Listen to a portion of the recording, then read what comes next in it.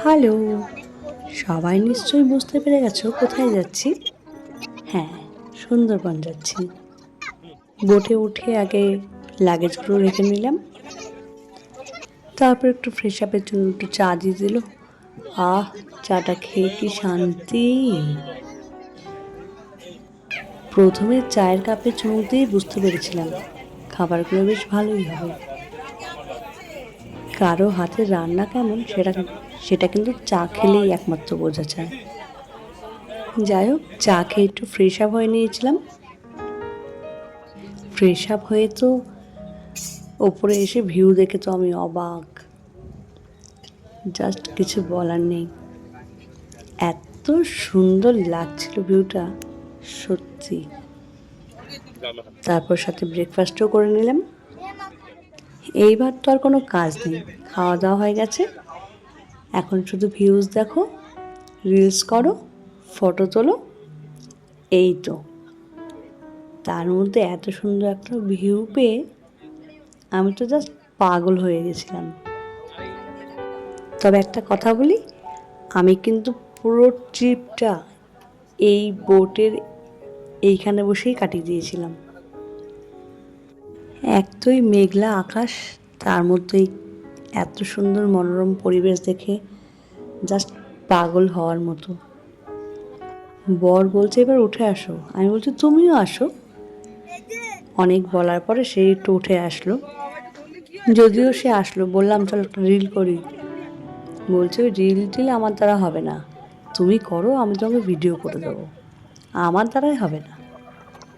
যাই হোক, তা বললাম একটু পোজ দাও, ছবি তুলে রাখি, ভিডিও করে রাখি, পরে দেখা যাবে। সে অনেক বলার পরে করলো। বললাম চলো আরেকবার বিয়ে করি, চল প্রি ওয়েডিংয়ের শ্যুটটা এখানেই করা যাবে। তারপরে বলছে যে তুমি অনেকক্ষণ ধরে ছবি তুলেছো, অনেকক্ষণ ধরে ভিডিও করেছো, এবার একটু নামো, আমি একা একা একটু ছবি তুলবো, ভিডিও করব। ততক্ষণে আকাশ পুরো কালো হয়ে ভেঙে আসছে, এত সুন্দর দেখতে লাগছিল, কি আর বলবো, সত্যিই খুব সুন্দর লাগছিল। আর তোমরা তো জানো, এরকম ভিউ দেখলে আমি একটু পাগল হয়ে যাওয়ার মতোই অবস্থা হয়ে যায় আমার। আমি বরকে বলছি আমি কিন্তু ভিজবো, তুমি কিছু বলবে না।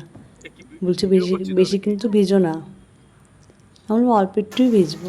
বলতে বলতেই বৃষ্টি শুরু, আমি তো ভিজে পুরো স্নান হয়ে গেছি। আমি বলছি সবার সামনে টিপ টিপ বার্ষা পানিটা শুরু করি, বলছে চুপ করে দাঁড়াও, এত পাগলামো করো না। আমরা এখন এসেছি গোসাবাতে, বিশ্বকবি রবীন্দ্রনাথ ঠাকুরের যে হ্যামিল্টন বাংলো আছে সেই বাংলোতে। এত বৃষ্টি হচ্ছিল, তো আমার তো বেশ মজাই লাগছিল। বৃষ্টিতে ভিজে ভিজেই ঘুরলাম আমি। একটা জিনিস খুব খারাপ লাগলো, এটাতে এন্ট্রি ফি 10 টাকা করে নিচ্ছে। এত লোক যাচ্ছে প্রতিদিন, কিন্তু কোনো মেনটেনেন্স নেই। এটা একটা স্মৃতি, আমাদের গর্ব, কোনো মেনটেনেন্স করে রাখছে না এটা। চারিদিকে ভেঙে যাচ্ছে, অন্ধকার, ঘরগুলো কি বিচ্ছিরি হয়ে আছে। এটা কিন্তু সুন্দর করে রবীন্দ্রনাথ ঠাকুরের ছবি টবি দিয়ে সুন্দর করে গুছিয়ে রাখতে পারে, কিন্তু না, দেখে বেশ খারাপই লাগলো। তবে আমার খারাপ লাগে যে তাদের আর কি আসে যায়। তারপরে বোটে ফিরে এলাম লাঞ্চ করার সময়। এবার লাঞ্চ করব। একে একে বেগুনি ভাত, ইলিশ মাছের মাথা দিয়ে, পুঁই শাক দিয়ে মুড়ি ঘন্ট, তার সাথে ছিল ভেটকি মাছ। ভেটকি মাছের ঝাল করা হয়েছিল, আর ইলিশ পাতুরি তো থাকবেই, সাথে ইলিশ পাতুরিও ছিল। প্রথমেই কিন্তু বলেছিলাম, চা খেয়েই বুঝতে পেরেছিলাম খাবারের টেস্টগুলো কেমন হবে।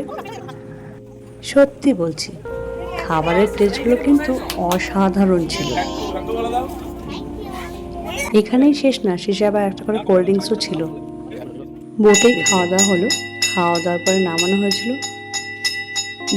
দেখছিলাম আর ভাবছিলাম, লোকনাথ ঠাকুরের একটা বাণী আছে না, রণে বনে জলে জঙ্গলে যেখানেই থাকিবে আমাকে স্মরণ করিবে, আমি রক্ষা করিব। তাই ভাবছিলাম, বৃষ্টিতে ভিজে রোদে গরমে ঘেমে আজকের দিনটা বেশ ভালোই ঘুরলাম। এবার আমাদেরকে পাখিরালয়তে নামানো হবে, ওখানেই স্টে করব। আজকে তাহলে আসি, টাটা।